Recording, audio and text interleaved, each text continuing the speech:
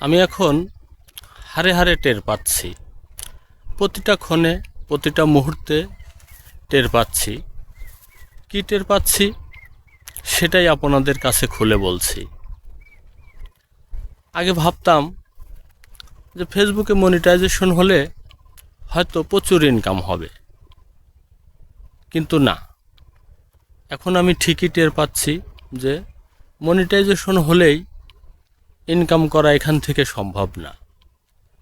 এখান থেকে ইনকাম করতে হলে আগে নিজেকে ভাইরাল করাতে হবে।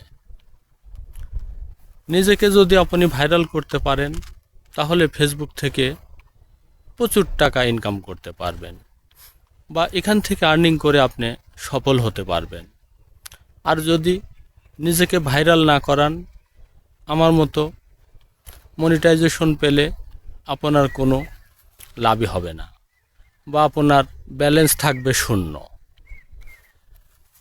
1 সেন্ট 2 সেন্ট করে পেয়ে কত বছর লাগবে পেমেন্ট করতে সেটা ফেসবুকই জানে, আর আল্লাহ জানে। আপনি আমি কেউই বলতে পারবো না এই অল্প কিছু করে ইনকাম করে কবে পেমেন্ট হবে। তাই বলছি, আমার মতো হারে হারে টের পাওয়ার আগে আপনারা যারা ফেসবুকে কাজ করবেন তারা নিজেকে ভাইরাল করুন। নিজেকে ভাইরাল করতে পারলেই এখান থেকে আর্নিং করে সফল হওয়া সম্ভব। আর যদি নিজেকে ভাইরাল না করতে পারেন তাহলে ব্যর্থতার গ্লানি নিয়ে সবসময় বয়ে বেড়াতে হবে, বা চাপা কষ্ট বুকে নিয়ে ঘুরে বেড়াতে হবে। আর খালি ভাবতে হবে কি করি, কিন্তু কোনো লাভ হবে না। তাই সবার আগে নিজেকে ভাইরাল করতে হবে, তবেই আপনি এইখান থেকে প্রতিষ্ঠিত হতে পারবেন।